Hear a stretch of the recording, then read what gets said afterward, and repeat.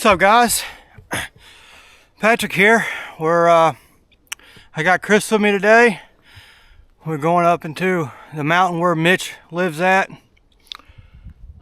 where he was at. So I got a couple cameras I had forgot about. We got to pull those down, and I got a tree stand set up I got to take down and bring home, and a saddle platform and sticks saddle setup I got to take down and bring home to make sure they don't get stolen or the weather messes them up this summer, and we'll put them back next year if I still hunt this spot. We got 3 cameras I'm gonna put out and see if I can get. I'm gonna leave them out until shed season and check them and see if I can get Mitch on any of those to make sure he made it through season. I had made a video middle of November talking about Mitch, and right after that I had quit hunting him. I decided that after asking a few people and talked about it with Nathan, I feel like he's a young deer. His rack does not match his body, so rack size I would kill him, but we made the decision, since I think he'll make it up here. It's hard to get to, so this year coming up, hopefully he'll be back and have another year on him and he's really going to be something spectacular. I'm sure he's going to blow up even more. So we're going to put out cameras, and we're going to check them in shed season and put out more and see if he's there, and hopefully he is. We can follow him through the summer and have even more story on what he's doing, more information to hunt him this fall. So even if he's not here, the buck that I did see that I passed up, I showed in that video.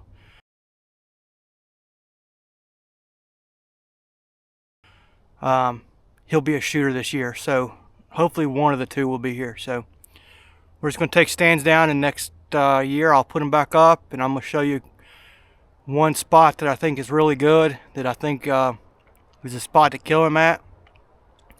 I sat there on the ground this year a few times, a few all-day sits, but it needs a tree stand there. So it's just hard getting stands in and out of here because it's so heavy. Such a hard walk, plus carrying other hunting gear and all that at the same time. So I will have presets up before season starts next year for this spot, if that's what happens. But anyway, we're going to keep heading up. All right, guys, we're almost at to the one stand set. You can see it doesn't show how steep it is, but it's coming down on a secondary ridge. This is a secondary ridge coming down, and you can see down here it gets kind of to a little flat spot right there, and then it gradually starts going down again to a point, and then it drops off at the point. So I have the stand down here where it kind of flattens out a little bit. There's a lot of historic rubs down there I found. I got Mitch's picture right down here once at 9:22 in the morning. And the historic rubs is what I was basing off of, hoping that Mitch or another big buck will come back in and do something similar, but I haven't seen any fresh rubs yet. And so anyway, it's a good spot. I saw a lot of does here. I saw young bucks chasing through here. I videotaped a young buck making a rub. I'll put that in right now.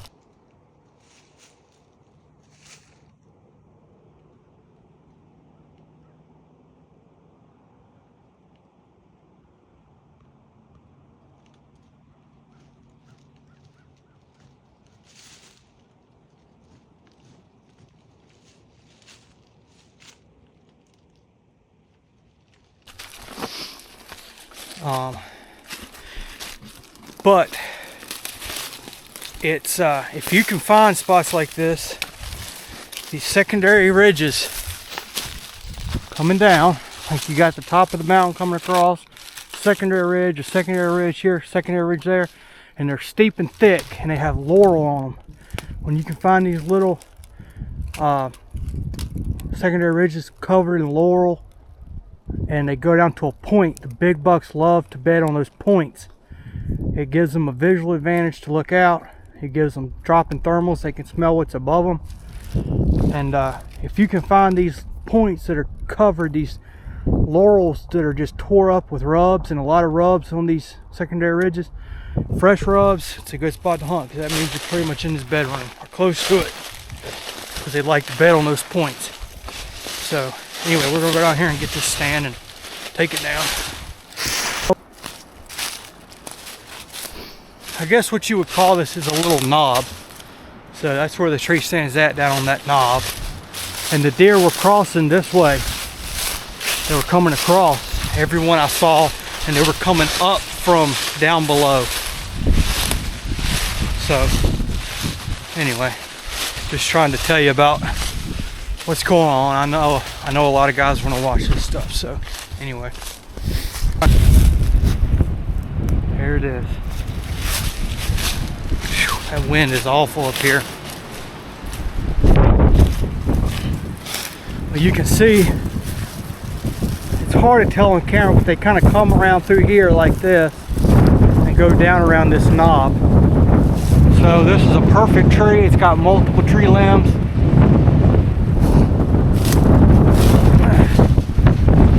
But I paint these sticks camouflage to match the tree. These are the original Lone Wolf sticks, now made by Novix, but these are my favorite, and that's the Lone Wolf stand up there. But you can see like these old rubs here. There's a lot of, they tore up, all these trees through here were tore up right there. Both of these.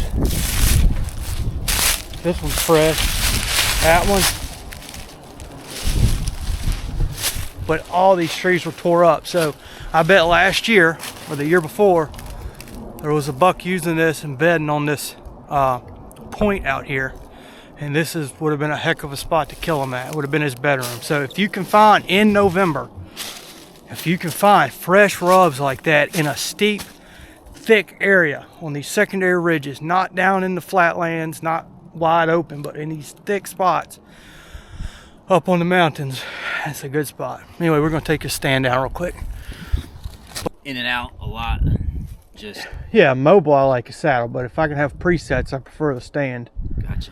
That one, I like that. That's that big one. Something you can just put up and leave and come back to. Yeah. Well, we got that down. Chris has got it on his new Sitka pack. Looking good. So now we're freezing cold. The wind is howling. Wet from sweat, but we're going to try to see if we can go on up to the top and get the saddle platform and the my Lone Wolf custom gear sticks. Put out some cameras. We'll see. Should have bought a jacket. Once you get to certain elevation on these mountains, that wind is blowing all the time. So, and it's not, the sun isn't shining like I was expecting it to either. So, all right, we're going to see if we can do it without killing ourselves.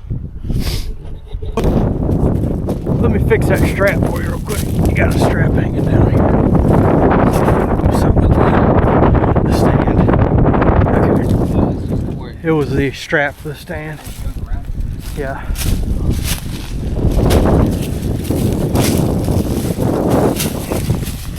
Thank God I got him.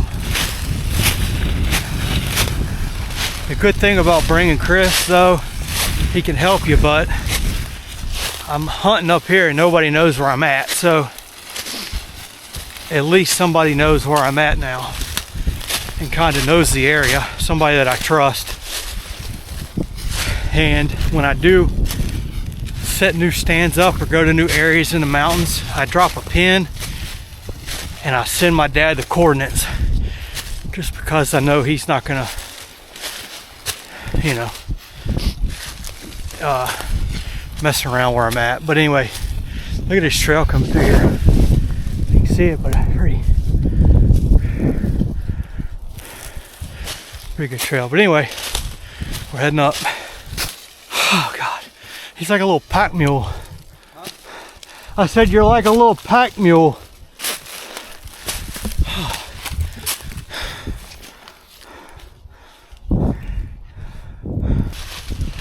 All right, this is a spot that I sat. I had a few all-day sits. I did see a 2-year-old 8-pointer. I'll put a video of him in right now.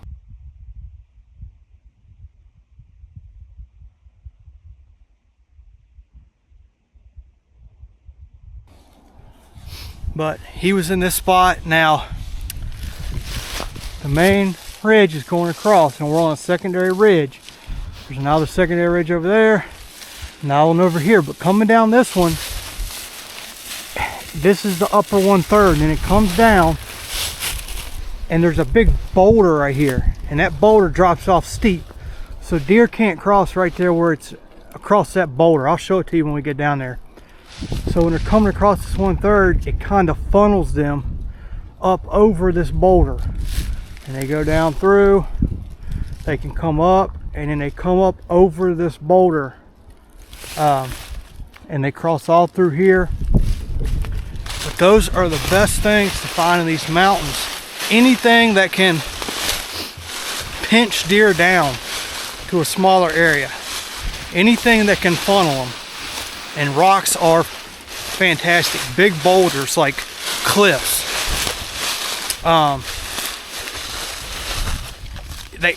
When it gets so steep and such a big boulder, they can't walk across it, so they have to funnel above it or below it. So you can find those spots. Now there's rubs. When I was hunting up here last time, I found a bunch of rubs coming across here. There's one decent sized one right down here. I'll show you. But I love on top of this big rock. They cross through here, going from one secondary ridge to the other in this upper 1/3. But this rock kind of funnels them up. They could go below it. I'll show you that too when we get down there. But I sat here on the ground a couple times and I want to stand here. So I'm just showing Chris. This is one of my favorite spots. I think this is a great spot to kill them. So what we're gonna do is I'm gonna hang a stand here next year before season starts, and have a preset ready, because it's rough getting up here. So it's nice to have a preset already, and I hate sitting on the ground more than anything. There's nothing I hate more than that. But it's very lonely up here. The wind is howling. You don't see much at all.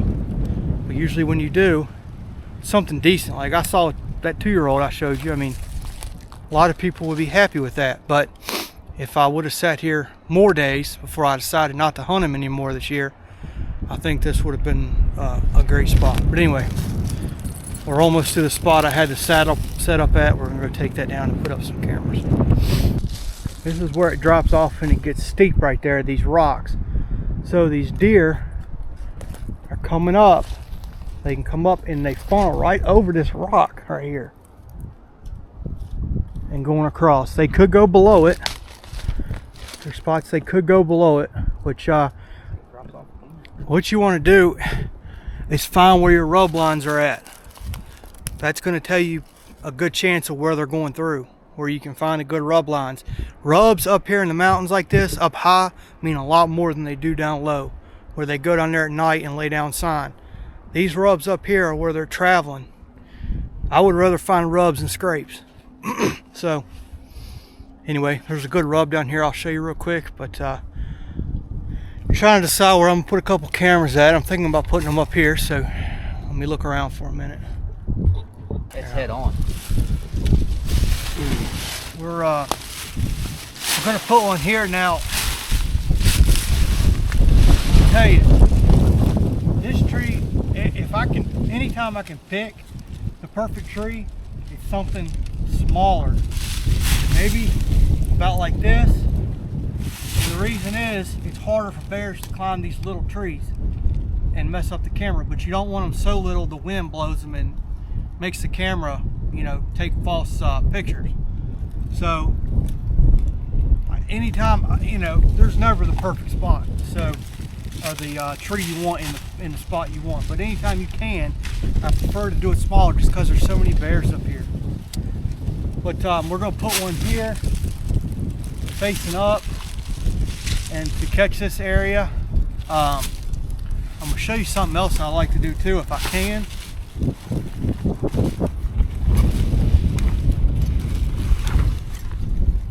With the cameras, instead of using these big straps,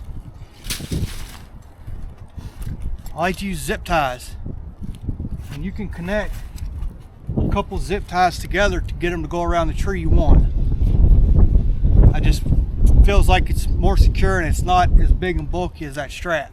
But you have to remember, when you come get your cameras, you got to at least have your pocket knife, or you're gonna have a rough time getting the camera off the tree with these. But we're gonna go ahead and stick this one up.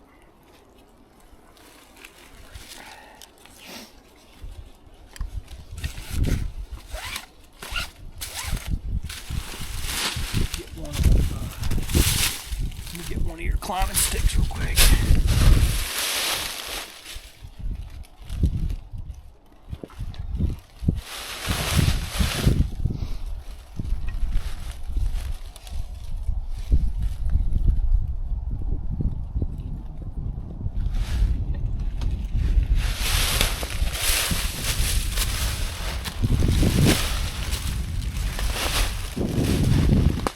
I like to put them higher up in the tree if I can, facing down a little bit.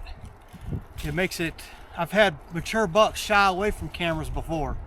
I've had them see the camera and then they don't come back. Now, I'm not saying they don't come back to that area, but they get shy and they turn around and walk away, and then you don't get them in that spot anymore. So, plus it's harder for humans to see it and bears. So anytime I can, I like to put it up at least one stick high.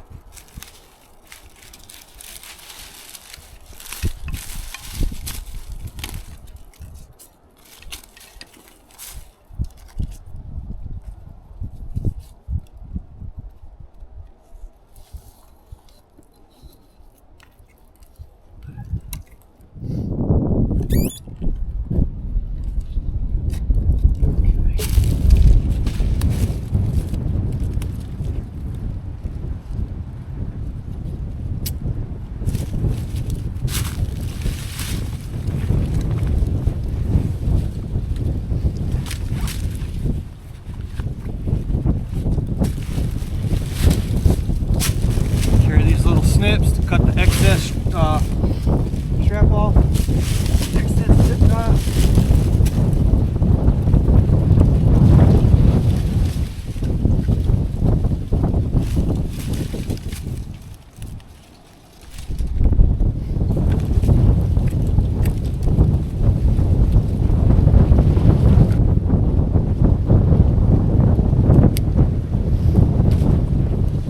That's perfect because this tree is kind of leaning down. If it was straight up, we'd have to put a little stick behind it to angle the camera down, but this one's perfect.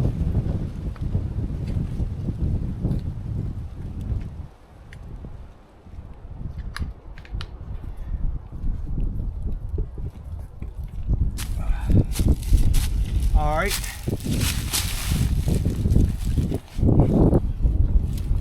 Now, I always go in Spartan Forge and mark where I put these cameras, unless I forget, but all right. Now what we're gonna do is we got this one facing up. We're gonna go up a little ways, put another one facing up, and then go up a little bit ways and put another one. We're gonna have 3 cameras all facing the same direction, trying to catch the deer crossing over top of this this upper 1/3 over this little knob type area where this rock's at, and that's where these rubs are crossing. So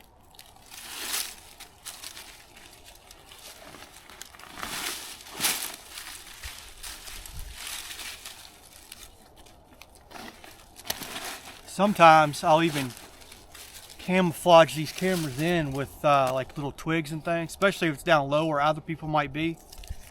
But it's kind of a pain.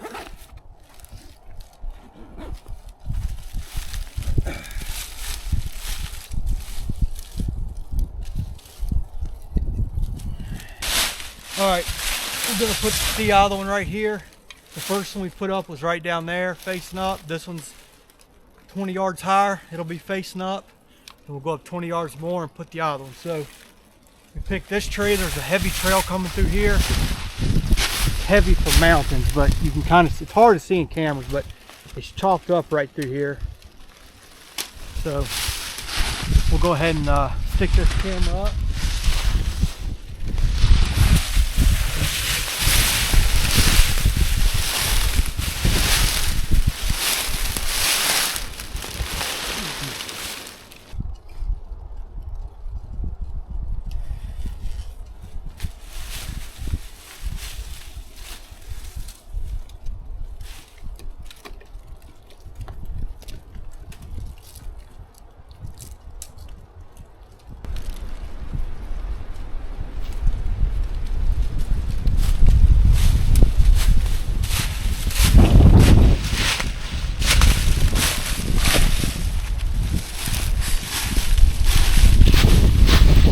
put a tiny stick on behind the top of it just to kind of angle it down just a touch. I know a lot of you guys know how to put the sticks behind them, so.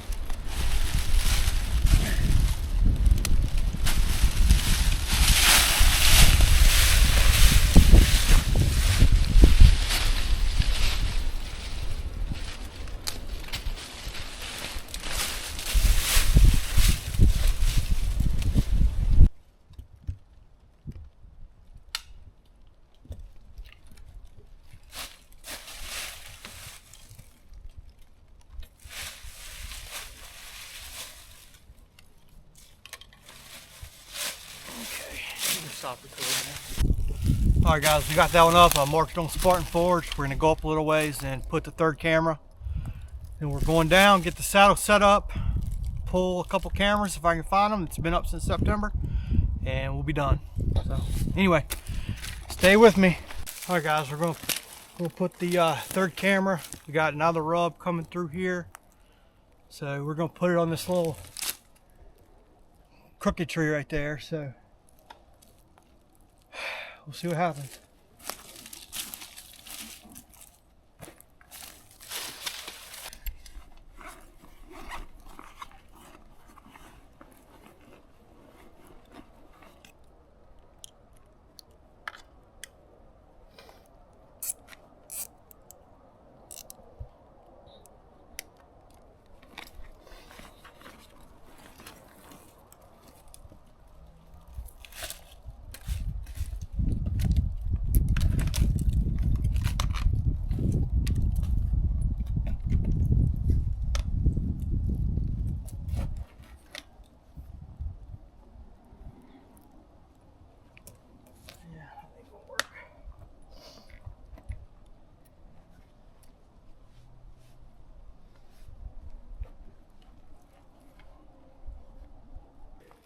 They did that in October.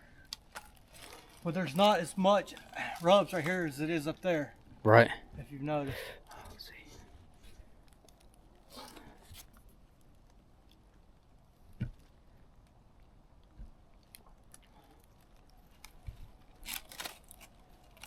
All right, we got to the sticks and platform. We're going to take it down. And we got to go back over to that secondary ridge and walk down the back of that secondary ridge to go down and get cameras. So I'll pull this down real quick. All right guys, we got to the camera. It's right here on this pine tree right there. And you can see we came down this secondary ridge. It's steep. It levels off right here and it levels off down through here and makes a knob, and then it drops back off. So they I think they like to cross through here a little bit. I get a lot of pictures of bears on these knobs coming up and down, but I like it at the top more than I do down here personally. There's been more sign at the top, upper 1/3, than it has been down here. That doesn't mean they're not down here, because I've got his picture halfway up the mountain last year. So, and we're about halfway right now. So anyway, we'll pull this camera down and I'll check it when we get home.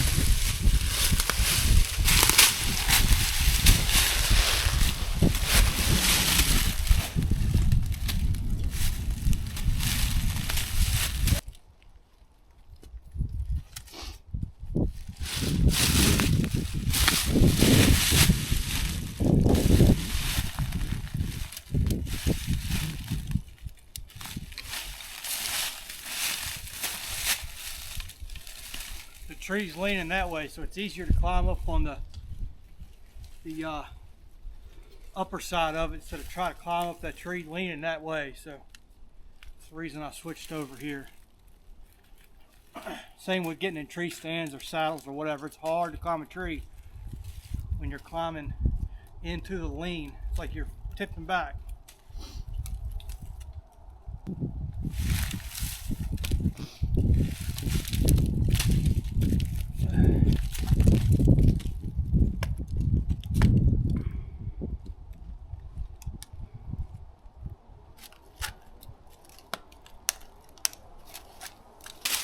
This is a one of the Tasco cameras. There, you can get these at Walmart for like $29.99. They're okay. The picture quality is not that great, but I use cheap cameras in the mountains most because the bears tear them down so much. You don't want them ruining. I really like Browning cameras for non-cell cams. We can't use cell cams up here because they don't get service.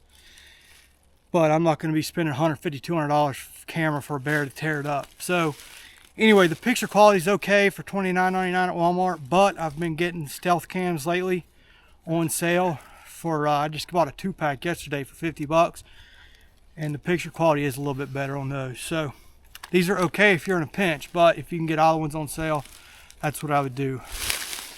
All right, I'm gonna take this stick off the tree. We got one more camera down in that drainage, but we're gonna head back home. Chris has got some things he needs to take care of, so we're gonna get that camera another day. But I'll get a little bit more footage walking down, but that's gonna be it for today. So anyway, we got more coming up, shed hunting stuff, so please like and subscribe, guys. Thanks. Leaves are deep in this drainage.